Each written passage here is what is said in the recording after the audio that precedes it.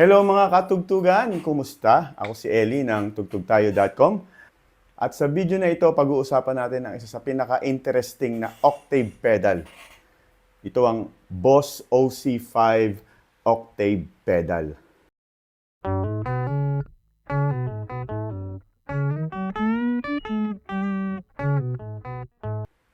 At dahil nagbabala ka gumamit ng OC5 or kung nag-iisip ka na worth it ba siya bilhin, lalo na kung gusto mong mapalapad yung tunog mo, stick ka lang hanggang dulo, tutulungan kita mag-decide. So ano ba itong OC5? Basically, isa siyang octave pedal, meaning nagdadagdag siya ng notes either one octave lower or one octave higher doon sa nota na tinutugtog mo. Pero hindi lang siya basta octave pedal. Upgraded version siya nung classic na Boss OC3 Super Octave. So, ibig sabihin, mas modern siya, mas accurate, at mas versatile. Features. Ano ba ang mga features ng bagong OC5? Ito yung pinaka-solid na feature niya. Meron siyang vintage at poly. Vintage at poly mode. Ang vintage mode ay inspired sa classic analog octave feel.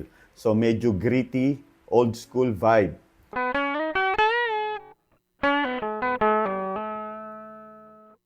Sa poly mode naman, dito siya nagsishine. Dito, pwede ka na mag-chord. So hindi lang siya single note. Poly.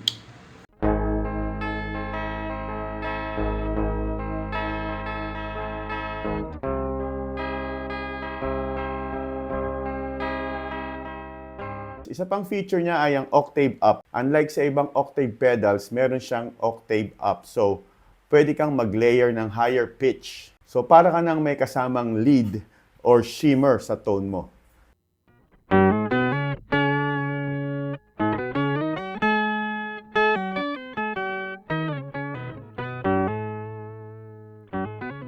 Range knob. Meron din siyang range knob kung naka-poly mode ka. So, isa siyang feature na super useful. Pwede mong i-control kung aling string sa gitara ang may octave effect. So kung gusto mo, yung bass string lang ang may octave down, habang yung higher string, clean at normal tone, normal pitch. So perfect for hybrid playing.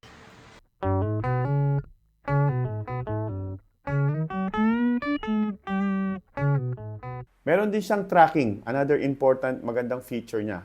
Ang tracking. Dito panalo ang OC5. Sobrang bilis ng tracking. Kahit mabilis ka tumugtog o complex yung mga chords mo, hindi siya naglalag or nagmi-misfire.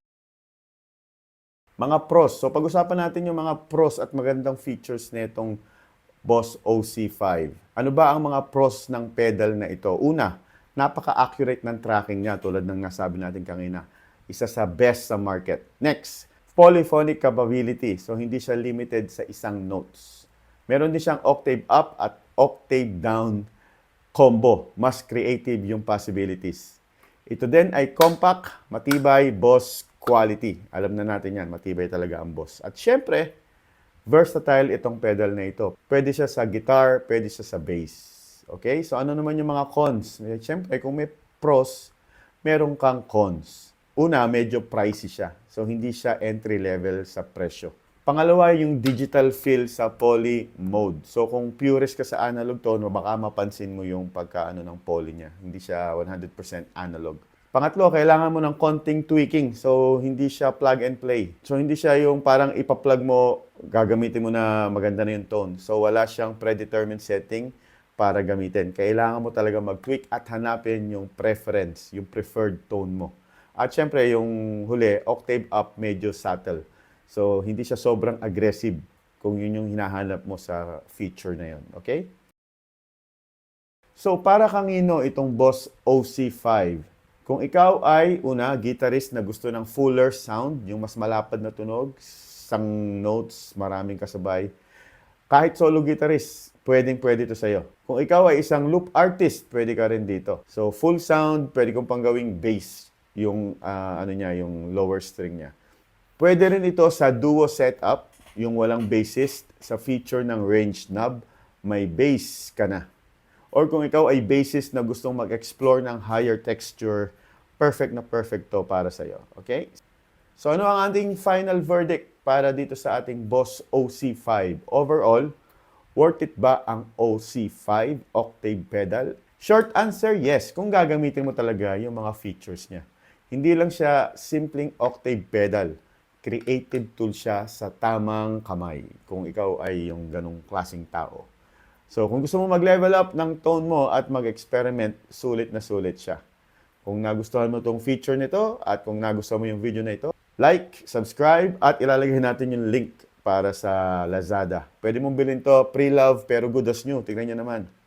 At ilalagay din natin yung link ng JB Music, Yupanko, Guitar Pusher sa baba kung gusto nyo ng brand new. Okay? Thank you for watching. Subscribe. Meron pa tayong maraming pedal na i-review next time.